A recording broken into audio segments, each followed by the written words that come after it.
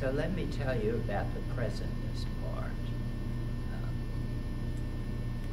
The word, it's, I don't know how formal it is. I know I have a sense that I feel a sense of ownership, not unique, but presentness to me means being with the client, being fully connected, and being totally absorbed in what is going on in that instant in time, what she or he is saying.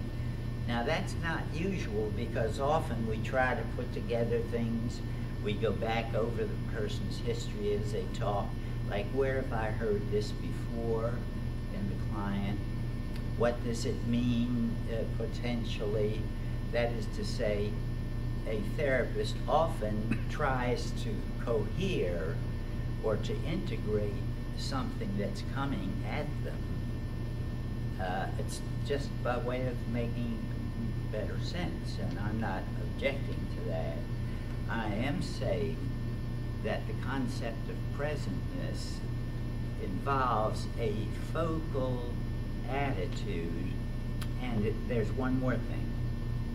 That is a concept like phenomenology comes into play. That is to say, I am listening to try to understand the way life is being experienced by my client in her own terms.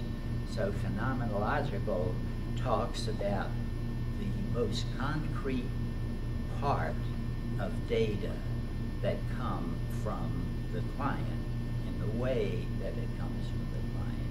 How is the client living this moment? Not how do I construe it. I might want to do that some other time, but right now, the point is I'm getting the basic, that's the basic data. If I don't get that, I'm actually giving away the basic data. The basic data are the data that are native to the person and the original, the first look at it.